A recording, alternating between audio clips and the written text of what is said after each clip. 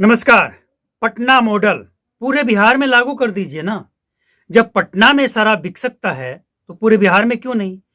और जाहिर सी बात है कि आपके प्रशासन के लोग गांव गांव में घूमकर इलेक्शन के नाम पे, कि इलेक्शन में शक्ति है, गांव गांव में घूम घूम कर गरीबों को उठाकर जेल में भेज रहे हैं। लेकिन जब पटना में इतने बड़े बड़े तस्कर हैं, इतने बड़े बड़े खेप लेकर पहुंच रहे हैं, तो ये मॉडल पूरे बिहार में लागू क्यों नहीं हो सकता है।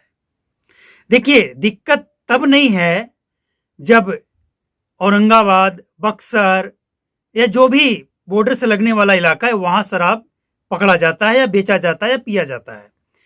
लेकिन पटना में अगर शराब बिकता है तब सवाल खड़े होते हैं, और तब सवाल खड़े होते हैं और सवाल पूछा जाता है कि ये मॉडल पूरे बिहार में क्यों नहीं। पटना कोई बॉर्डर इलाका में तो नहीं है ना, बॉर्डर से अलग है। जिला पार करने के बाद, कई पोस्ट पार करने के बाद पटना पहुंचा जाएगा। पूरे बिहार से अगर बात की जाए तो कम से कम कई ऐसे जिले हैं जहां से पहुंचने में 4 घंटे, 3 घंटे, 2 घंटे का वक्त लगता है। फिर भी पटना में अगर शराब पहुंच रहा है और 500 रुपए का शराब 1200 से 3000 तक बिक रहा है, तो कौन खरीदता है, कौन बेचता है, कौन पीता है। अब जाहिर सी बात है कि मजदूर के बस की बात तो नहीं है जो 300-500 दिहाड़ी कमाता होगा, नहीं है ना। तो पटना में नेता लोग रहते हैं और वहां वो होम डिलीवरी करवा रहे हैं, और सिर्फ शराब ही नहीं, ड्रग्स भी वहां होम डिलीवरी हो रहा है। नेता कहीं जाएंगे नहीं, उनको कहीं पकड़ा जाएगा नहीं, उनके आदमी लगे हुए हैं। अगर पकड़ा भी गया तो कॉल किया जाएगा, छोड़ दिया जाएगा। लेकिन पटना में अगर ये कांड हो सकता है, सचिवालय, कोई आम नागरिक शराब लेकर जाएगा, पिएगा और बोतल फेंक देगा और वहां से निकल भी जाएगा और किसी को कानो कान पता भी नहीं चलेगा। मतलब ये क्या चल क्या रहा है। सचिवालय पटना, शराब बिक रहा है, लोग खरीद रहे हैं, पी रहे हैं, बड़े बड़े लोग, कोई पकड़ने वाला नहीं है। कभी सुना है आपने पटना में किसी नेता को पकड़ा गया शराब पीते हुए, पार्टी करते हुए? लेकिन होता है, पकड़ा नहीं जाता है। पहुंच है ना, ये गरीबों के लिए है, ये कानून गरीबों के लिए, गरीबों को ही उठाकर जेल भेजा जाएगा। इस समय पूरे बिहार में एकदम समझिए कि जैसे एक होता है ना कि पानी अस्थिर है और उसमें कोई बोट ऐसा चला दिया जाए जिससे पूरे तालाब में या जो भी नदी है उसमें तूफान आ जाए, हलचल मच जाए, उसमें रहने वाले जीव त्राहिमाम करने लगे। वही हाल है इसमें। गांव कस्बों में पुलिस वाले एकदम धड़ाधड़ घर में घुस जा रहे हैं। गरीबों से जहां पैसे मिल गए वो तो मामला खत्म हो गया, सेट हो गया। नहीं मिला वो एक्सपोज कर दो, वीडियो बनाकर वायरल करवा दो। बिहार में चल रहा है, इलेक्शन के नाम पे चल रहा है। लेकिन क्या इससे बिहार में शराब बिक नहीं रहा है, बनता नहीं है, बांटा नहीं जा रहा है? क्या प्रशासन इसकी 100% गारंटी ले कि यह सब नहीं हो रहा है? और इलेक्शन में शराब कौन खपाता है? प्रशासन के लोगों का ही यह बयान है कि इलेक्शन के मद्देनजर शराब मंगाई गई थी जिसे पकड़ा गया। कौन मंगाया, कौन मंगा सकता है? कॉमन सेंस की बात है, कौन मंगा सकता है? आम जनता कि शराब पियो, बांटो और फलना को वोट दे देना। जनता के पास इतने पैसे हैं। लेकिन सवाल खड़े तब होते हैं जब पटना जैसे शहर में, सिटी में, जहां पुलिस वाले भी एक्स्ट्रा हैं, डायल 112, कई तरह के टीम शराब पकड़ने वाले, और इसके बाद ही पटना में अगर शराब पहुंच जाए तो फिर ये मॉडल पूरे बिहार में चलना चाहिए। बेकार है ये। अगर 38 के किसी भी जिलों में शराब बिकता है, बनता है, पीते हैं, तो फिर शराबबंदी पूरी तरह से सफल तो नहीं कहा जाएगा। लेकिन और जिलों में अगर बिकता है तो थोड़ा मैनेज किया भी जा सकता है कि भाई वहां के प्रशासन की गलती है, लूज है, लेकिन जहां मुख्यमंत्री सबसे ज्यादा रहते हो, सब मंत्रालय पूरा सबसे ज्यादा रहता हो, सबसे ज्यादा प्रशासन के लोग जहां रहते हो, वहां ये हाल है। और आप कहते हैं कि शराबबंदी सफल है, गरीबों को उठाकर जेल भेजकर कोटा पूरा किया जा रहा है। इसलिए शराबबंदी पे सवाल उठता है।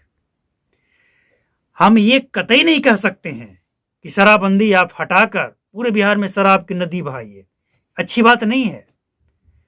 लेकिन शराब के आड़ में ड्रग्स और शराबबंदी कानून के आड़ में गरीबों को जेल, अब ये जो चल रहा है खेल, इस पे उठ रहे हैं सवाल और इसका चाहिए जवाब।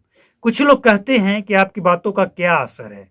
असर है तभी तो आज पीने वाले को, छोटे छोटे जो बेचने वाले लोग हैं, इन सब के अंदर एक हिम्मत आई है। आज आपने बहुत सारे ऐसे खबर देखे होंगे, आज नहीं तो कल देखे होंगे आप, कि पुलिस वाले को भी खदेड़ा गया। भाई क्यों नहीं खदेड़ा जाएगा? एक तरफ आप गांव में आते हैं, एक ही आदमी से आप कमीशन भी लेते हैं, उसे जेल भी भेजते हैं, परेशान भी करते हैं, और दूसरी तरफ जो लाखों और करोड़ों का शराब लेकर पटना पहुंच जाता है, उसके बारे में आपको कुछ पता ही नहीं होता है। क्यों नहीं होता है भैया? एक सवाल बनता है ना कि क्यों नहीं होता है? आपके इतने सोर्स लगे हुए हैं, आला अधिकारी लगे हुए हैं, फिर भी क्यों? तो ये वो तमाम सवाल है जिसका जवाब जनता चाहती है, इलेक्शन से पहले चाहती है, और जितना जल्द मिल जाए उतना बेहतर रहेगा सरकार के लिए। लेकिन लास्ट में हम एक ही बात कहना चाहेंगे। बहुत से लोग कहते हैं कि शराब खुलवाइए, शराब।